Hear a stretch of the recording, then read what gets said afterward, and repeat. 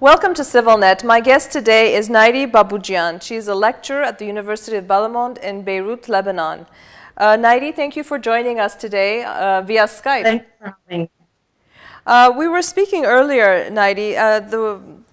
My introduction to you was a recent letter that you had posted to Code Pink Right. about the war taking place in Syria and not only. You wrote it from a Syrian, Lebanese, Armenian woman, and it was called From Syria with Love. And in that letter, you recounted your experiences growing up during the Lebanese Civil War. And something that struck me in that letter was what you said, and I'll just, if you can bear with me for 1 second, I just want to quote it so our viewers can hear it. You said, "So I know the horrible aftertaste of war, and I know its devastating effects also. I know the fear that still haunts me in nightmares and panic attacks. I know that war does not keep anybody at bay." It was a very touching, a very passionate, emotional letter from a woman who grew up during devastating and very frightening times. Today, Lebanon is at peace, relatively. You are now having to deal with hundreds of thousands of Syrian refugees. War is at your doorstep once again. How does that make you feel today? Unfortunately, I feel like it's going to be deja vu if there's going to be some kind of war. And I think there is, to a certain extent, psychological war has started.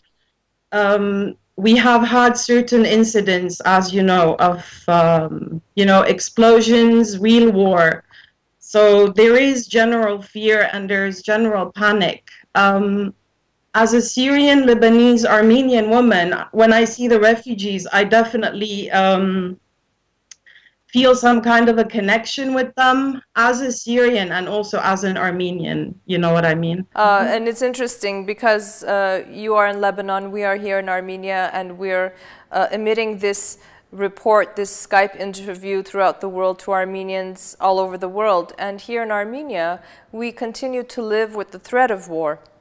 The Nagorno-Karabakh war, as you know, ended in 1994 with a ceasefire, yet the threat of war still lingers. As a woman who grew up and who continues to face these kinds of problems, do you feel that the war impacts the lives of women in a much more profound way? I think, like I said in my letter, I think war affects every person. You know, it affects the elderly, it affects children who will not be able to get proper education. It affects people who are ill, who need to get therapy, and they will be unable to get the therapy because of conflicts, because of the lack of transportation, because of the lack of medication. But specifically, yes, I feel that women, some women might be more vulnerable during wartime, and they might resort to or be forced to resort to certain measures that they wouldn't usually resort to, be it in the country of war or being displaced as a refugee. So women, yes, definitely are more vulnerable. I'm assuming that among the Syrian refugees that are now in Lebanon, there's a significant portion that you would know that are Armenian. Of course, yes. We also in Armenia have, the numbers are about 10,000 Syrian Armenian refugees who have fled to Armenia from the war. How has the community in Lebanon, the Armenian community in Lebanon, been dealing, assisting with the Syrian Armenians who have now flooded into Lebanon?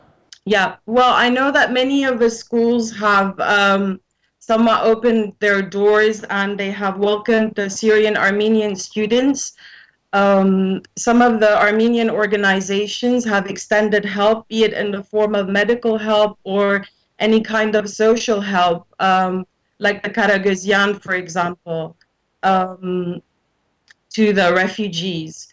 There are many, many families, Lebanese Armenian families who have assisted their, basically their family members but there are many, many challenges. We face many challenges on a daily basis. I know some of my cousins who are here from Aleppo, they are in a Lebanese Armenian school, but they face many challenges on, for example, the curriculum is very different.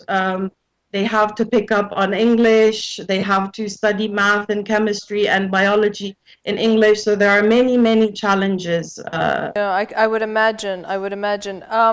Just one final question before we talk about what your academic background is and what you do on a daily basis. You grew up in a community that really sustained the Armenian nation when Armenia was part of the Soviet Union.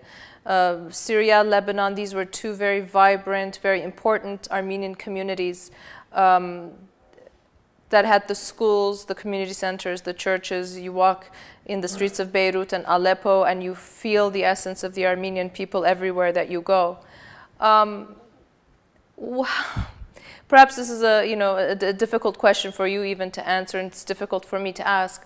Where do you see the future? How do you see the future of the communities, the Armenian communities today in the Middle East? Yeah, it's a difficult question, and it's an interesting question. At the same time, I wish I had an answer. I can tell you where do I see myself. Perhaps that would, be more sincere.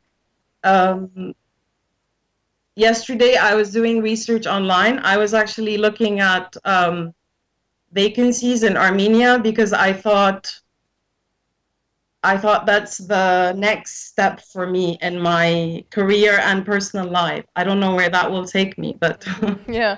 Well, we will happily but welcome you. I'm ready to leave Lebanon. So yeah, no, of course. Yeah, it's interesting. We keep talking about this theme here in Armenia that during the Lebanese civil war, there wasn't an Armenia for the Armenians to escape to.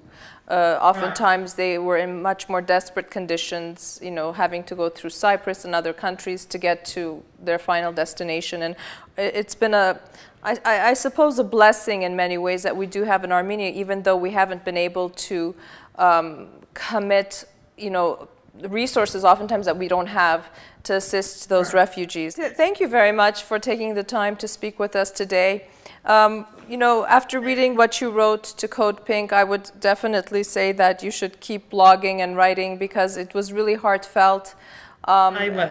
As a person, as a woman, as an Armenian, after I read it, I could feel the devastation that war has on people in general all over the world. So I do hope that you keep writing and that we'll be following you here on CivilNet. Okay, thank you very much for having me. Thank you. Thank you for watching CivilNet. Our guest today was Nayiri Baboudjian from Beirut, Lebanon.